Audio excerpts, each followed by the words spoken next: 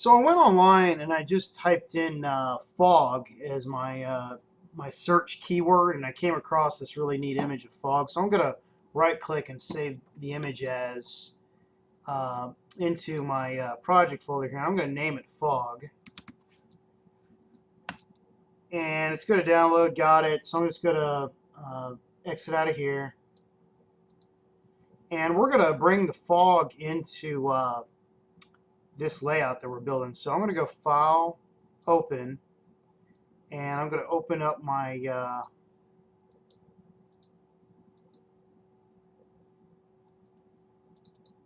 fog here. And I'm just going to click, drag, and drop it and float it. And then I'm going to simply, again, take this layer and I'm going to click, drag, and drop it in here. And as you can see, I found an image that was pretty good size and resolution for what I need to work with. You know, I'm not going to put fog all across this entire image, but I can use it in this general area here, like something in the foreground to kind of help with the spooky environment. So I'm going to just basically scale this. I'm going to go Edit, Scale. I'm going to hold Shift and drag the corner. Again, I'm going to repeat this over and over. You don't normally want to do this, but if you are going to do this, keep in mind only do this for images that you do plan on blurring to minimize the pixelation of images, or try to find them. You can scale them just a little bit to kind of make it work without breaking them up too much. But in this case, we're just using this for a fog concept. And I'm going to actually blur this because fog can be blurred anyway. And we're going to place it right here in the foreground. I'm going to click the selection tool and apply. And I'm going to just name this layer now fog. Okay. And I'm going to now, with it selected, coming across the foreground here, it's on the very top layer, so it's in front of everything. I'm going to take the eraser tool, and I'm just going to increase its size, and just click and drag across and just get rid of that hard edge and knock it out. Now, here's what's really neat. So here's my fog, right? I'm going to now go back to selection tool with that layer still selected, and right here called blending mode. So if I click the first one and then I go down and select the second one, and then I can use the middle mouse wheel once the second one's selected to scroll through them all, which is really cool. Now, one that I really like to use, let's see, hard light, linear light, that looks pretty nice right there. Wow. Pin light, hard light, even that looks good, the difference. So the blending modes give you different kind of effects that you can really implement. This is luminosity of that fog. So let's say I want to do luminosity just for this example. You can mess through, you might find one that's better. You might like the soft light, say the darker. Let's do the luminosity, but let's say I want the luminosity, which is the brightest, which doesn't match the color intensity of the rest of the scene, but I can always go back, any layer I apply blending mode to, and I can always go to the opacity and lower it. So keep that in mind too. It doesn't matter if it's too bright. You can always lower the opacity to equal it all out. This is light, and that's pretty nice. Multiply, overlay. So I'm going to go luminosity. Okay, and then once that's done, because we scaled the image, and it is fog, I can just take this layer, and because it might be somewhat pixelated due to the resolution, I did scale it larger, which is something you don't normally do. Go to Filter, I can blur, and go to Gaussian blur, and we can just boost up the blur value of this.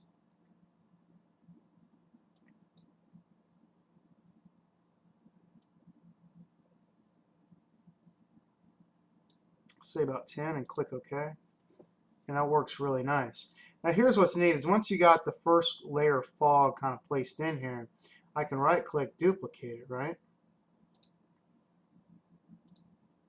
And then I can use the selectional tool to move it up, and I can have two layers. And then this one I can then do the same thing. I'll take the eraser tool and I'll just delete out that seam again, And I can now, let's just say I just want to kind of take out a few of these areas.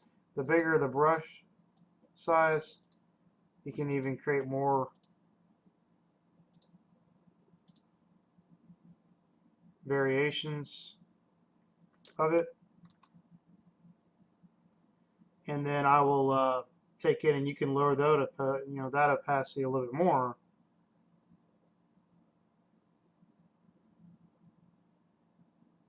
And now let's take this fog and let's call this middle. And let's move this layer and let's put it behind our character. So now he's walking into the fog, but it's not covered. And then this fog could be fog foreground based on the perspective. And with that layer selected, I can go to Edit, Transform, and Scale it, and still scale it up to equal out those shadow variations. And now we actually see our character more due to the contrast of how that fog's overlain. I'll go back to that fog middle. I'll do the same Edit, Transform, Scale, and let's scale it up some because it has the blur effect, so it kind of works to help us out.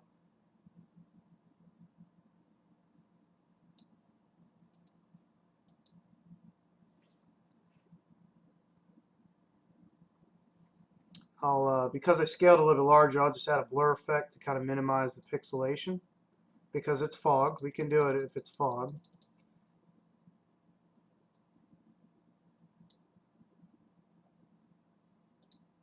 And I kind of want to have more focus on the house, so I'll just go back to the eraser tool.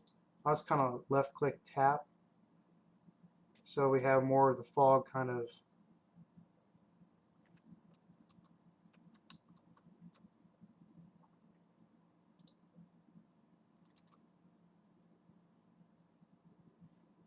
You know what, I'll just lower the opacity. Let's see what that does. Oh, that's nice.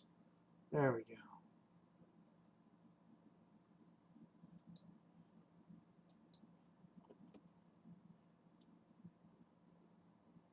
Let's bring it down some.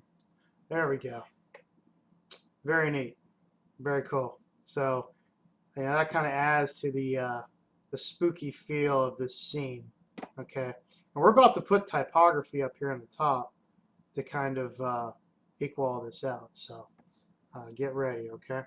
All right, so that concludes this section, understanding how to use layers and bring them in and do opacity effects. So we're going to move forward and we're going to get into some typography and other really neat things. So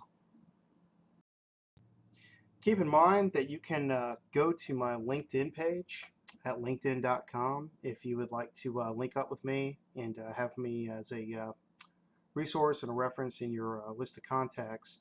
You can send me a message at my LinkedIn, and that will reach out to my Yahoo email, hence my Gmail accounts, and I can always be there to help you. Thank you for watching, and look forward to working with you.